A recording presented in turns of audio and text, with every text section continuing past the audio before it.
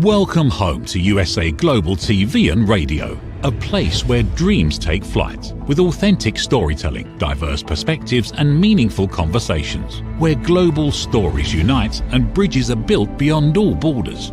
Discover world-class education, entertainment, hope and inspiration.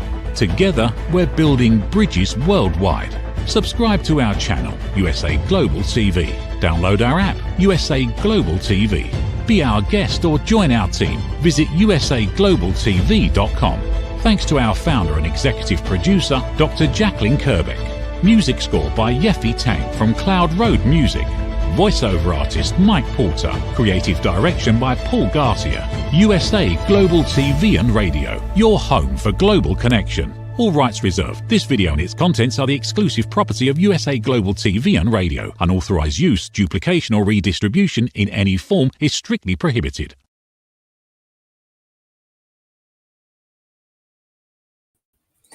Hi, good afternoon, and welcome to the Persistence Payoff Show. We're here on USA Global TV and Radio. I'm your host, Kimberly SCHAFER.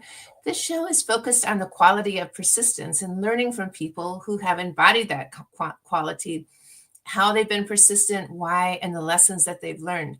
It has been such an inspiring journey. I'm a first-time entrepreneur and inventor. I invented the ring thing, which is a waterproof patented ring holder. I'm in my second chapter of life and learning about persistence on my own journey. So this topic is very, very interesting to me. People can be persistent in many ways. They can persist through emotional issues, through physical challenges, financial challenges, or all of the above. And it's really inspiring to hear how people push through those challenges. That brings me to our guest today. I am thrilled and honored to have Coach Amy, also known as Dead Amy, as our guest today. Coach Amy is proof that you can turn pain into purpose and into power. When she was in college, she was a bartender and she was sexually assaulted by a prospective gang member.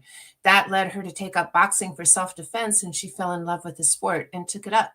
She trained in 6 countries, she fought in 5, and she coached in 3. And in Korea, she turned pro and was a pro boxer and actually established the largest boxing club in Korea. But her mission has always been larger than the ring, and Coach Amy's mission is empowering other people. So she returned to the Philippines and established the Empowered Clubhouse, which is the first and only all-women's boxing club in the Philippines. She also established the Lil Sistas Project, which empowers underprivileged girls through boxing. Now she's a competitive women's figure bodybuilder, and she's inspiring other athletes through Prep Life, which is her online bodybuilding community, where she helps people navigate that process and that sport. She helps them gain confidence on the stage with her apparel line, Slay Goddess, which is custom show day apparel. Coach Amy's journey is not just about fighting, but it's showing that you can rise, evolve, and that persistence is the key to reaching your own power and your own purpose. So please help me welcome Coach Amy.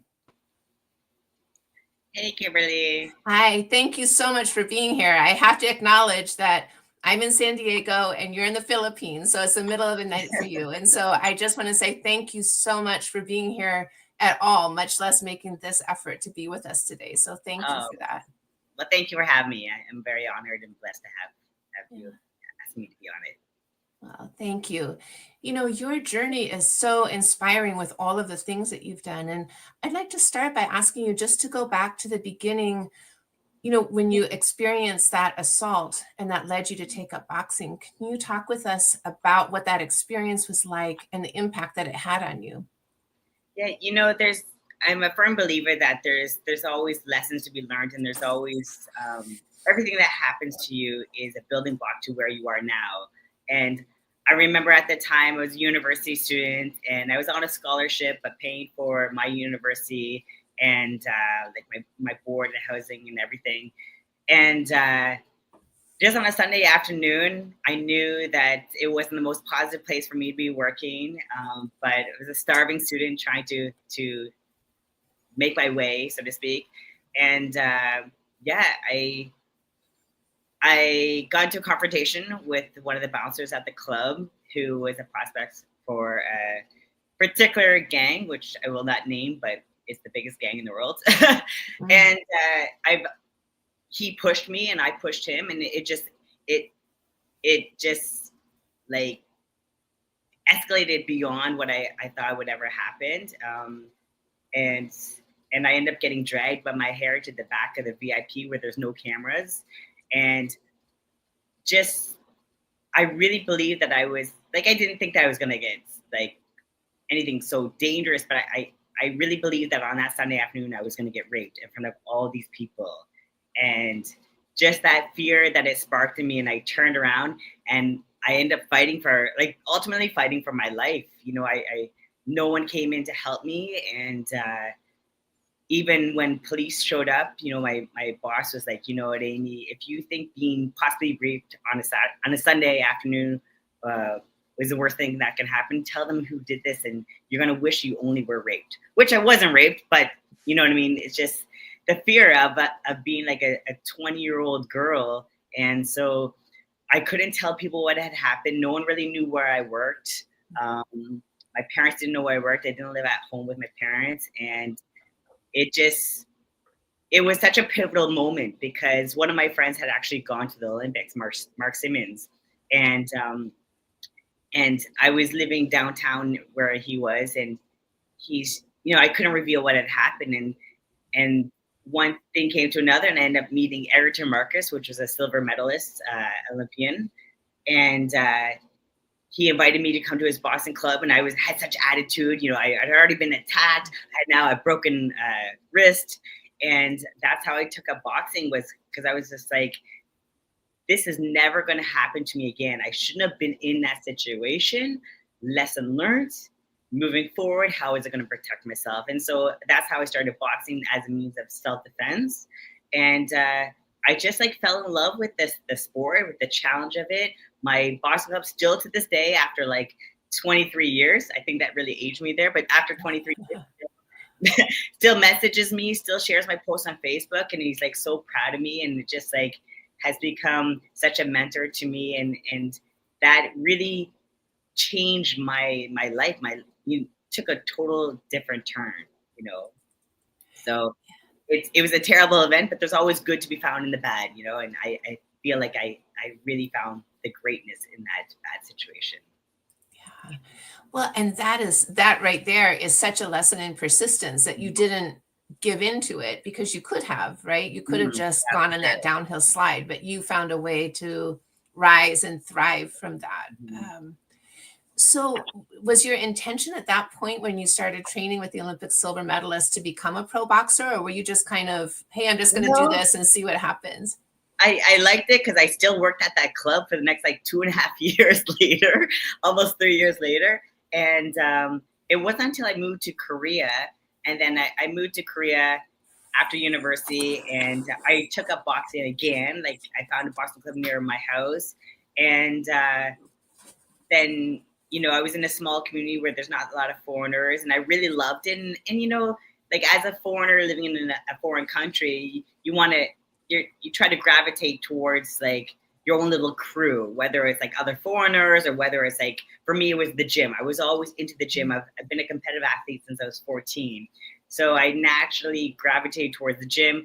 I got there, I met the coach, met the other like pro boxers, and just, you know, became part of that family there. And so they were like, oh, we want you to turn pro because you're here all the time, and let's really like see where you can take this potential. And I really just wanted to make my coach happy, you know, because he had kind of taken me in as like a fatherly figure to me. Still to this day is one of my coaches that I still message, you know, and Coach Yoonjip there in Korea.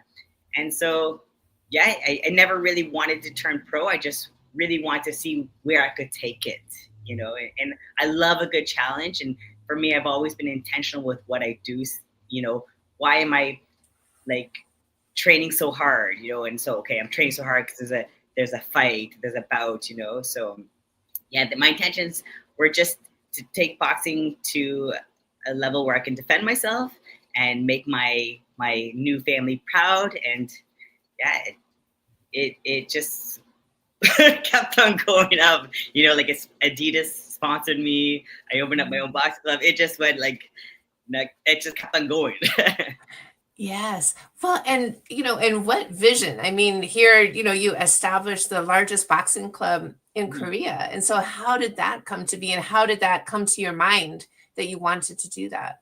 Well, originally, like I was boxing at the club, and at the time it was a single female, and in Korea, a lot of foreigners get together at the bar. They shoot pool, they drink, or they smoke. I was still an athlete. I don't drink. I don't like smoke, and I don't go to the bars. I'm up early for training, and so I was like, you know what?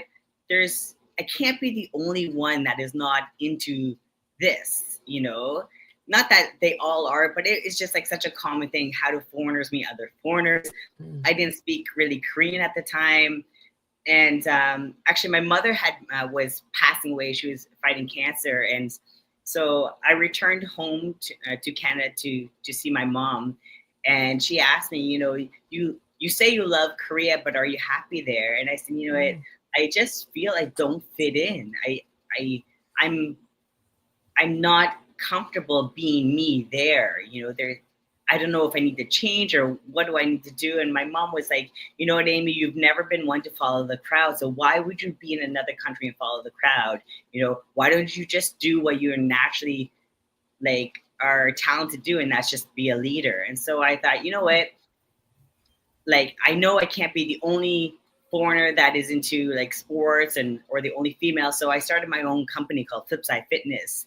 And so I started that, and I was like, it attracted a lot of other females, and I started doing I did a mountaintop barbecue. We did I was training them at the gym on the weekend with boxing at the club that I was training at. They don't open on the weekend, so that's perfect. I do my weekend boxercise classes, and the success of it just bloomed again. It just went to the next level, and it was the only logical next step was to make my own location, because at that time I was a university professor working full time during the week, and then working full time doing this kind of side hustle, which I was making good money, but that wasn't the point. The point was to make my kind of my spot in Korea, and so then it was okay, I have I'm coaching over 50 women on a weekend.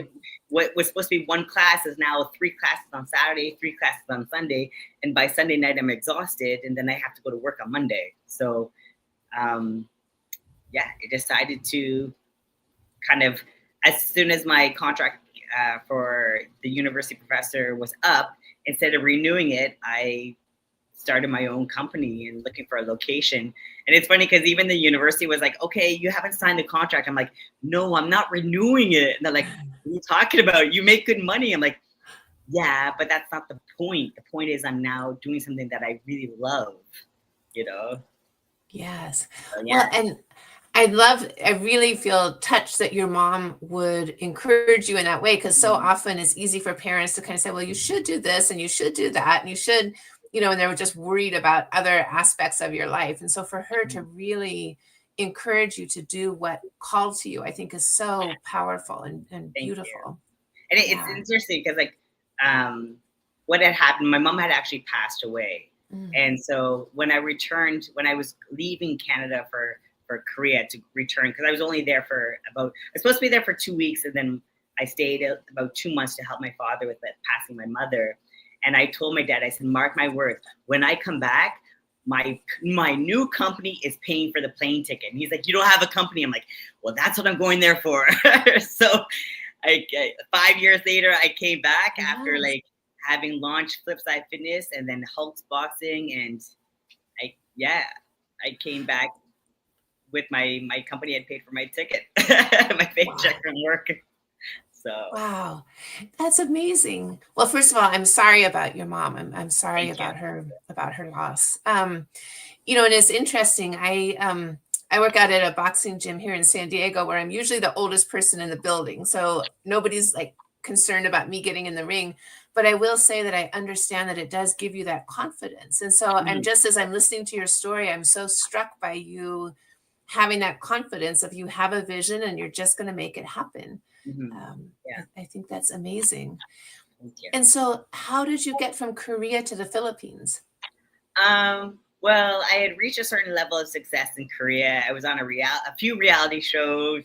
I had gotten married, and I feel like I kind of reached what I thought was my ceiling, you know, my potential. I now spoke Korean. I run this business, but my relationship had gone like good, bad to ugly, and I just felt so suffocated with whether it was sponsors that were always like monitoring me or just fighting for just like I don't want to say like equality, but just like being a foreign female and being a foreign female married to a Korean in a small city was very challenging. Mm. And I was just like, you know what, this is not how my story is going to end. Like this is not my peak, but I think this is my peak here. And I was just like, you know, I've always been a strong woman. I come from a very strong, like my mother's very, very strong. And this is not my story, you know, just like how when I was in the bar and I got attacked, I'm like, this is not going to be my story. This is like the plot twist. So the plot twist was on a Tuesday night, I got up and I left Korea. I left my dog. Actually, one of my dogs is here now with me. He's my little Chihuahua from Korea here. And I went back to Canada. I was there for about 2 years and I met someone and he was like, you know, I'm going to go to the Philippines for 3 months to launch my business. Do you want to wait for me? And I was like, listen, I left like the love of my life in Korea. I left my business. I left my dogs. I've only known you for like a little bit. There's no way I'm going to just uproot everything and or even just wait for you. But if you ask me to go with you, I think I can afford 3 months. So he's like, okay, do you want to go with me? And I was like, I love the Philippines. I was there before. So, okay, let's go. And that was like 8 years ago. And we just never left. So Wow. never stayed here. That's amazing. Oh, I love that. How you're just like going with the flow of like, you know, Well, you're open to what's coming. You know, everyone's like, oh, aren't you afraid something's going to happen to you? I'm like, first of all, I'm a pro boxer. Yes. So if anyone's going to get hurt, it's going to be him. You know? So I'm like, I'm good. I can carry my own. And I'm like, if I'm in the Philippines, I've been here before. Not that I know it so well, but it's like, what is the worst that's going to happen? If all else fails, I'll call my dad up and be like, hey, Dad, I have no money. Can you help me with a plane ticket? I'll pay you back.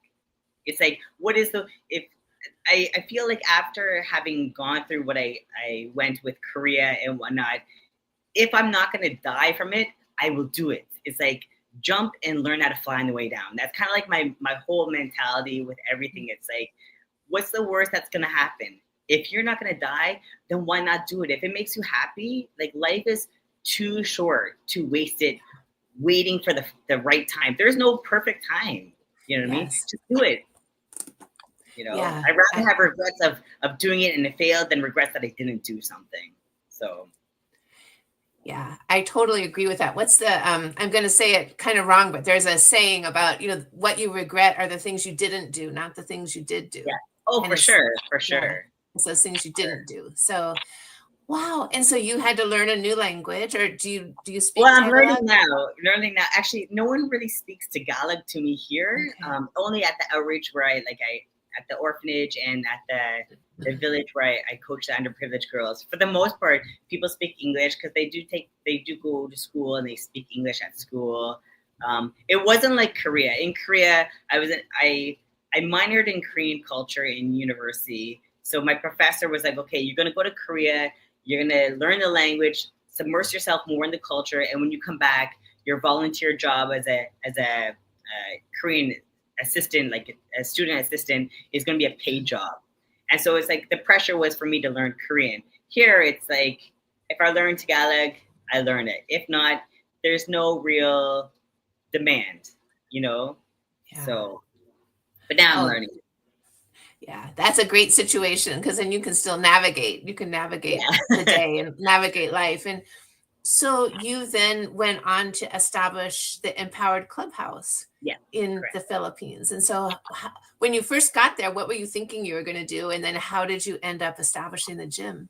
Well, like I mentioned earlier, I was supposed to only be here with my boyfriend for 3 months.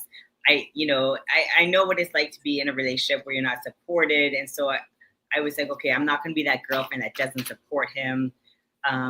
So after 3 months, they told my boyfriend, we want you to stay longer because we've launched your business, but you're the face of the brand. So how is the brand going to stay continual if you're not here? So he's like, oh, Amy, I just want, like, surprise, I'm going to stay here after 3 months. And do you want to stay here with me? And I'm like, give me a week to think about it. Because I was already planning to launch my business in Canada. Because that was the whole idea after I left Korea, like reestablish myself in Canada. But now I'm in the Philippines. And then, it basically came down to one day I was at the gym and I saw these girls looking at a YouTube and they're trying to like follow this workout. And I was like, you know what? There's like no real female coaches here. And I'm like the strongest female. And at the time I was only a pro boxer. So it's not that I wasn't so strong, but I'm not at the strength I am now. And I was just like, you know what? These women, there's these guys that are coaching, the guys that are athletes, but there's no one that's so extreme and setting an example for these girls. And it's like, but there's so many girls at the gym. It's not like in Korea where it's kind of taboo. Women don't want to get strong, And so I was like, they need someone. Like the women here need someone. And I was like, I think I'm going to be that person. I think I'm going to stay here because, like, why not? Like, I remember coming here earlier, maybe like 15 years ago. My ex was super light champion. We had a fight here. And so I came as a Korean English translator for him. And I remember telling him, man, if I wasn't living in Korea, I'd want to live in the Philippines. And, I put that in the universe and voila, now I live in the Philippines. Here you are. Yes. Oh my gosh.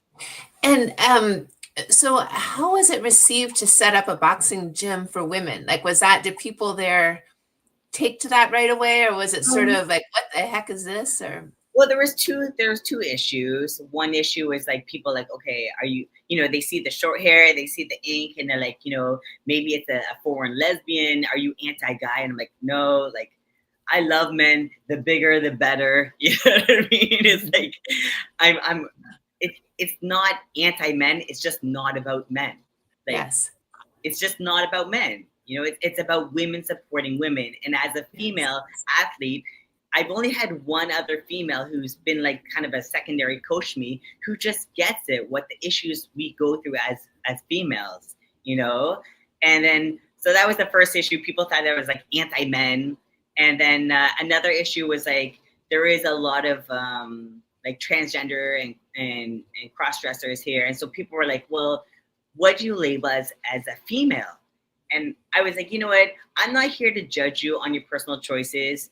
I'm only here to ask you to own your choices. So if you identify as a female 24/7, not just on the weekend or when it's convenient or when whatever, then yes, if you identify yourself as a female 24/7, of course I will coach you. It's all about women supporting women, whether you are like naturally born, whether you feel that you were born differently and now have evolved. That's your choice, that's your life, and I respect that. So yeah, I've never really had issues beyond that. I've been like, I'm pretty open-minded and I'm pretty supportive. Just own who and what you are. That's all I have ever asked. Yeah, that's totally reasonable. Totally reasonable. And there have been times when I've gone to women-only gyms, and one of the nice things is just sort of takes away this element of competition, right? Like you still go and you might try to wear, of course, clean clothes, but it just takes away that element of trying to be the cutest in the gym, or it's just like it's all about working out and getting strong. And like right now I really am focusing on personal training. So I used to do small teams and I used to do groups. Like I've coached a group of like 50 university students, but now I do personal training. And for me, it's just like it's getting down to, why are you here at the gym? Like you want to train, you want to become stronger. Okay. Who cares about what you look like? Who cares about, the current fashion trends? Or it just takes everything, all the extra distractions are away. Do you know what I mean? Yes. There's no, like you said, there's no competition. There's no, body insecurities, or, you know, like, it's just getting down to, what are we doing? What are we here for? We're here to get stronger. We're here to get body confidence. We're here for self-love, empowerment, you know. And it's funny because, like, my clients always there's always like the same kind of trend. The client comes, maybe they're wearing baggy clothes or they're wearing their best clothes. By the end of it, like a few months into it, they're like so comfortable with me. Like, even 2 days ago, I had a client and she's talking to me and just takes her shirt off and she changes in front of me. I'm like, am I supposed to like look away? I'm like, oh, okay. And, you know, and it's funny because I had one of my neighbors here. She approached me and she's like, what do you do for a living? I'm like, what are you talking about? She's like, you never have people, I never have people over. And if you ever have someone come to your house, it's always a female and they always leave sweaty and or half naked. She's like, yeah. And I see you in the morning with a hoodie and sunglasses on and a hat, and go walking and you come back sweaty. I see you in the afternoon, you go somewhere and you come back, you're sweaty. And then you go walking. She's like, you're always with a dog, you're always sweaty. And then there's only women that come to your house and they always leave sweaty and like half naked. Like, yeah, I have a gym. Oh, I love that. That's hilarious. Because she asked and got clarification. And she's like, yeah, what's going on in that house? You know, because my clubhouse is part of my house here. It's a private entrance. So it's a separate entrance. You know, it doesn't interfere with the rest of the house or whatnot. But that's funny. pretty cool. So are you thinking of expanding the gym within the Philippines and having chains? Are you thinking of different locations? Well, originally Empowered Clubhouse was supposed to be similar to what I set up in Korea, which was a big open gym and like regular hours, like 7 a.m. to like, my gym in Korea opened at like 12 o'clock to like midnight. So we were open for 12 hours. And then, but when I was here, when I first started, I wanted to launch it like that, but to get investors was so hard. And I thought, you know what? I'm not going to do this whole investors. I'll just put my own cash in it. So I started with just training people at the park. And then I got a location in Taguig, which is like half an hour from here. And now I have an Alabang Hill. So it's like upgraded. And now, even though I didn't like personal training before, I really feel like that is kind of like my niche, the beginners and I don't want to say middle-aged women, but yeah, not the young girls. Like my youngest client right now is 46 and my oldest client is 61. So I'm not dealing with the young crowd. It's all personal training. And I really feel like, you know, women want a safe space. It with personal training, it's instantly just them and me. I'm very transparent. I share a lot of stories with the ladies, same with them, with me. And I've created this safe space that is so unique and so genuine and so real. And I'm like, do I want to make it an open safe space, or do I think that I'm just going to keep it as personal training. If anything, it has like small team, like you can train with your friends. I don't know. Like I do have another venture that I want to do with opening up a gym, but it's more so for like personal trainers to come in and have a means of training their clients. So I wouldn't be trained there. But for now, I think Empowered Clubhouse, I really like it how I have it, where I have a limited clientele and it's personal training, because it's nothing that I thought it'd ever be, but it's so much better. And I really love what I'm doing with the clients there. You know, even I have clients that are online and everyday message. I talk to every one of my clients, and I only keep it at 7 clients, but I talk to almost every single client at least once a day. Like, hey, what are you doing for your food? Or just remind me you have training tomorrow, or you didn't put in your stats into the app, or you know what I mean? And there's that constant communication. There's that solid relationship that I don't think I will have if I had so many clients. Because like in Korea, my boxing club had over 300 members. And so you look at their picture every day. Who's that? Oh, that's Minho. That's you know, whatever, Minsu. And here it's like, of course, I know those clients and I know their family, I know their kids. I know their dogs, you know what I mean? So it's just so personal, and I really love it. I really love it. Wow. It sounds like a great environment, like a fantastic environment. But how did you transition, or not transition, but add in competitive bodybuilding on top of all that you're doing at the gym? Like that's so interesting. Well, leave it to me to take on something else, right? But yeah, during the pandemic, I was actually trying to be on the national team for rugby. And so I was on the city team, and we were champions, Manila champions. I actually was in Thailand right before the pandemic, representing the Philippines with my team. And so I was doing professional boxing, and I was also doing rugby. And then with the pandemic went on for so long, and it's like, how do I keep my athletes engaged? How do I keep my sponsors invested in me? And like, everyone online, every trainer online or every influencer online who's skinny thinks they can train people for free. So what is something that's gonna be different? And not only for my clients, but for me too. How am I gonna keep focused on what I'm doing? And so I was thinking about what other sport could I do that I can train by myself? So I was like, okay, my initial sport is long distance running, but I don't have time to train, go for do triathlons and train for 8 hours on a bike ride, not to mention the expense of the bike. So I was like, well, I already do a little bit of weight training, but it's more so functional weight training for boxing. So let me see how it goes. And so I had signed up for my first show, and then I signed up for my first show before I even had a coach. And then I got a coach. And it's funny because actually you just showed the video there. That was a 45-second solo presentation that I had to do, that I had so much anxiety about having to do. Because usually you go on stage and the girls, you just walk on stage, and then they had the comparisons where, front, back, side, whatnot. But at that particular show with that organization, WFF, they asked for a solo routine. And so I trained for months with a coach with that. And I really was having so much anxiety. But when I went on stage and took the robe off and I heard everyone wah! I was like, I am so in love with this. I was like, why didn't I do this earlier? So now I love it. And then I'm training right now for I think it's my 9th show. So yeah.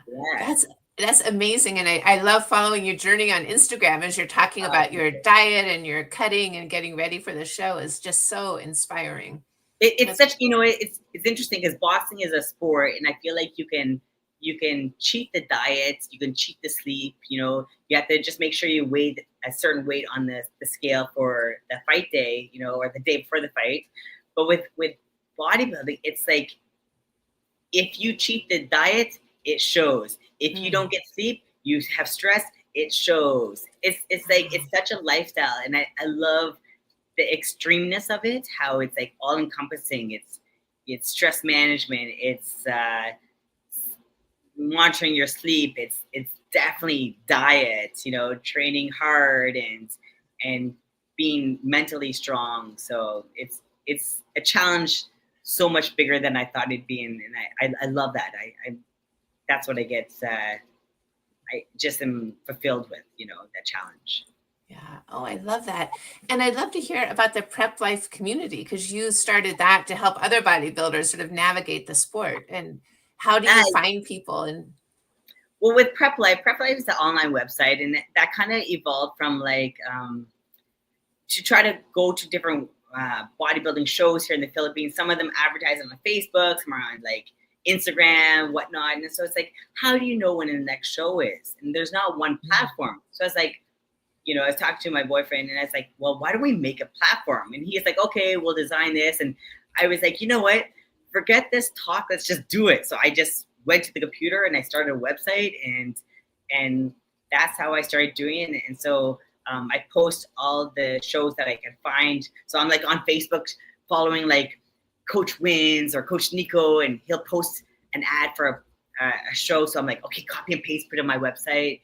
And then, athletes they train so long for these shows. And when the show's over, there's no real like remnants of it. So it's like, let's start getting a list of winners, and we'll advertise on the website. I'll write an article about the show, like a little bit of a review, and then put the list of winners to give, the athletes due recognition and whatnot. And so that's what it kind of became. So now it's just evolving into like, I've actually had someone reach out to me that wants me to make Prep Life a nonprofit organization, and they will fund it. So then I will sponsor athletes, because bodybuilding is so expensive, whether it's like supplements or like your grocery bill is just, like I said, you can't cheat the groceries, you can't cheat diet. And so there's so many athletes here in the Philippines that are so talented, but they just don't have the financial means to support it, and they don't have the opportunities. So it's like, let's give them that opportunity. So I'm really trying to build up Prep Life so that this investor can see its value and be like, listen, let's invest in it, let's put money into it. And so, because like right now, the Philippines, there's Kareem and Joven. There's two male bodybuilders in the Philippines that went to Olympia, which is like the highest level of competition. But how come there's only two? When there's like so many amazing athletes. You walk into the gym, there's Mick, there's Brian, there's Josh, there's like the Egyptian brothers. There's even just at my gym alone, there's such amazingly talented athletes who have the discipline and have the genetics and the drive, but they don't have the same opportunities or the same financial situation that can elevate them. So if given that little bit of elevation, where can they go with it? So that's what I'm really trying to take Prep Life to. Yeah. Well, kudos to you for doing so much to help other people. I mean, you're not just focused on yourself and your own career and what you're doing, but you're really across all of these platforms trying to help other people. And I know the time has gone so fast. We only have about 2.5 minutes left. I'd love to have you touch on two things before we go. One is the Lil Sistas Project, because I think that's so impressive. And then also, I know you have your clothing line. Like, I love the shirt that you're wearing. And is that something that people in the US can get? Is it available? Right now, so in terms of the Lil Sistas Project is an outreach program that I funded, that I started, 6 years ago, almost 7 years ago, to help underprivileged girls.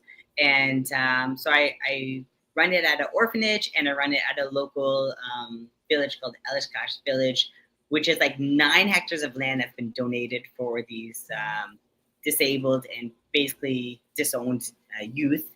And there's now over 500 youth that are there. So I coach about 30 girls there, just empowering underprivileged girls through sports, and just being a role model and a mentor for them.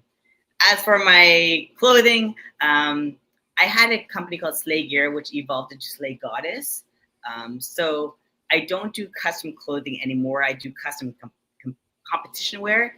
But stay tuned, because this year I'm hoping to launch Baba Black Sheep, which is my 4th company. So stay tuned to Baba Black Sheep.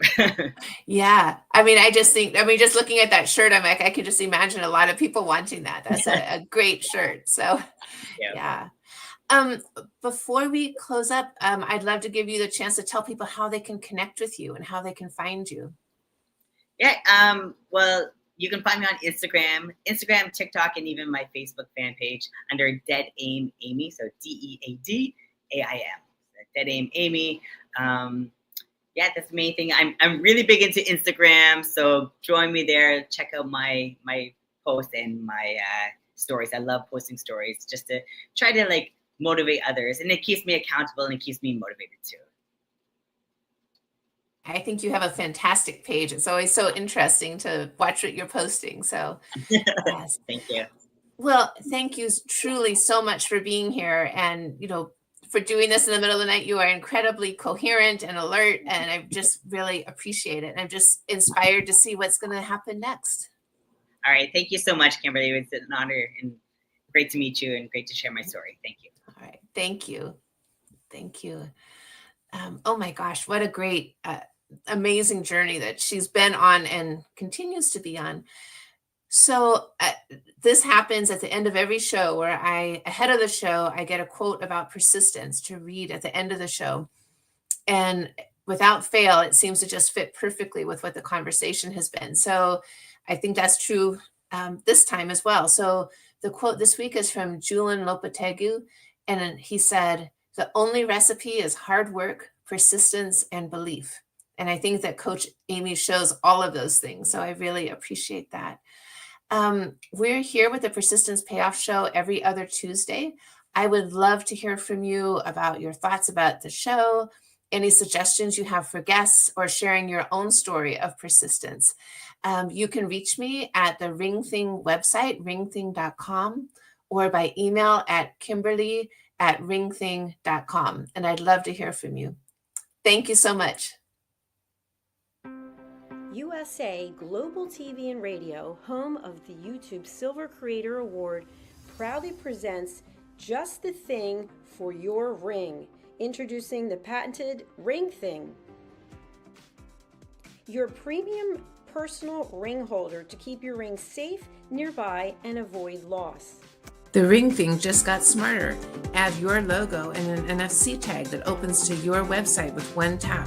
Waterproof, inner padding, and now a forever business card. Just the thing for your ring. Scan the QR code seen here to learn more about Ring Thing or place your order. Follow Ring Thing on Instagram at ring_thing_ or go to our website, ringthing.com. In a world craving connection, one platform dared to dream bigger. USA Global TV and Radio, a beacon for global voices, authentic storytelling, and elevated listening. Led by visionary Dr. Jacqueline Kerbeck, the journey from a spark to a global force is now captured in one inspiring book. Honored with YouTube's Silver Creator Award for surpassing 100,000 subscribers. Discover the evolution, the challenges, the triumphs, and the unstoppable spirit that created a global movement. Executive producer Dr. Jacqueline Kerbeck. Music score by Yeffy Tang. Creative director Paul Garcia. This video and its contents are the exclusive property of USA Global TV and Radio. Unauthorized use, duplication, or redistribution in any form is strictly prohibited. Now an Amazon #1 new release in paperback and ebook. Broadcasting Brilliance, the evolution of USA Global TV and Radio, is inspiring readers around the world. Join the movement that's redefining global media one story at a time.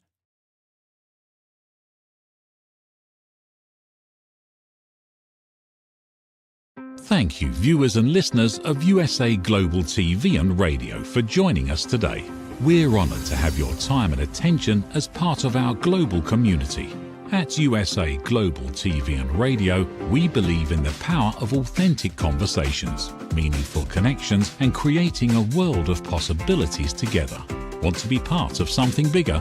Join our team of elevated listeners at usaglobaltv.com, a space where your voice matters and your ability to listen transforms relationships.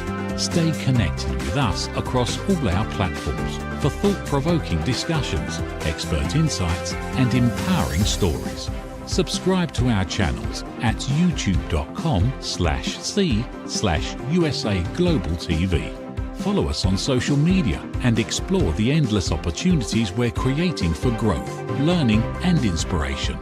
Together, we're not just broadcasting, we're building bridges and changing lives one conversation at a time. For inquiries, contact us at info@usaglobaltv.com. Music by Johnny Dies. Produced by Executive Producer and Director Dr. Jacqueline Kerbeck. Voiceover by Mike Porter. Creative direction by Paul Garcia. All rights reserved. Copyright 2025. Visit usaglobaltv.com to view our full terms and conditions.